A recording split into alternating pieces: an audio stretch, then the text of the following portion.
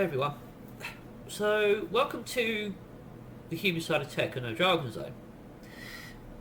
Now, reached out last week and I asked my contacts what is it you'd love to know and what topics people would like me to talk about. One topic came up in particular, AI. In a really big way. Now, I'm not talking, I'm hoping not anyway, my alter ego. I could go up here, but I don't think we're quite there yet. But anyway, they said, are we at the point with AI? There are countries that are already generating regulations about what you can and can't do. Because it's integrated into pretty much everything that we use. Your phone, your tablet, your computer. Although they've said companies are now being told you have to make it that people can choose to uninstall it if it's on a PC, for example. We'll take Microsoft with Copilot. Small tip for those with a PC, by the way, if you're not a fan of it. And there are countries which are saying, you've got different rules, different countries.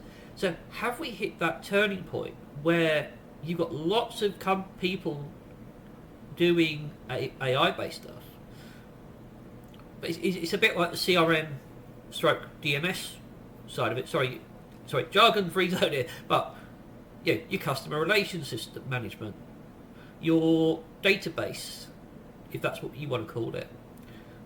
There are rules on what you can and can't do with that. Now, I've been on networking events, and people say, okay, I've got an AI tool that does this, I've got an AI tool that can do that. And I will always go back to prime example, going back about 2.5, 3 years now. The local person to where I live who actually they said this is a wonderful tool. It does X, Y, Z, it can manage all your social media, you name it. It was AI based. But the idea was you do that, you program it, and it does it all for you. You don't even have to touch it. They hosted it, they supplied it, they provided it. Downside, it had to integrate into your website, into your outlet, and it had to have that reach. It had to be logged into your social media accounts. Well, now under the regulations that certain countries have put in place,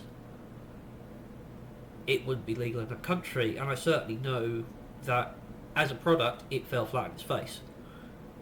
It was a very short-term thing when I think they got a handful of people sign up to it, and those that did, with the filters now on email junk filters, etc., picking up AI-based content as junk. I don't know about yourself, but I get a lot of newsletters that come from some AI-based CRM systems. They go straight into my junk folder, no matter how many times I say it and why. It's that one filter. It can spot when something's not been done by a human being. So are we at that point now where the regulations said, why is the regulation even there? Is it needed? So I can visualise in my head some people asking who write this stuff. And they say it's usable. I said, well, I think the key thing to go into here is short and sweet. It's needed because there are people abusing it. Let's be honest out there. You have, and I'll go into my alter ego, again, generated by an AI tool. So, how hard is it to do they call them deepfakes. And in a non-jargon version of event, it literally is an AI imitation of a person.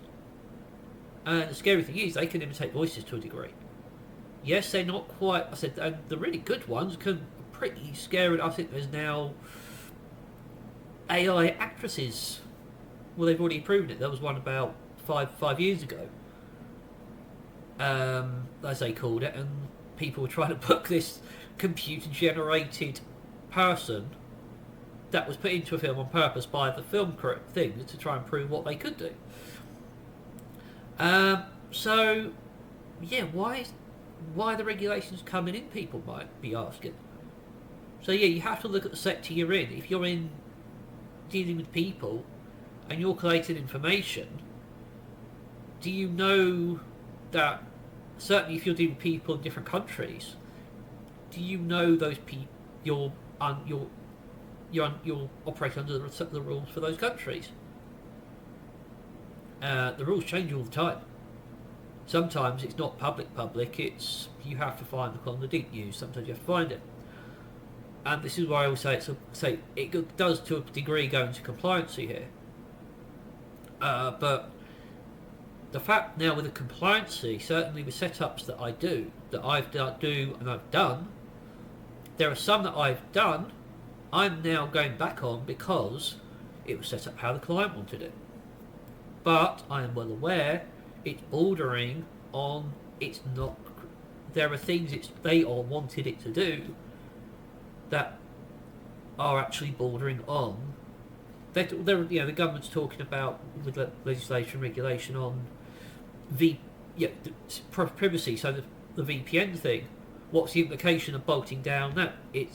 So there's a knock-on effect for people using AI so much, but it's because of the bad use as well. Anyone who's been a victim of a hacker, how many people get emails that are very obviously generated by an AI-based marketing tool that just spams out emails?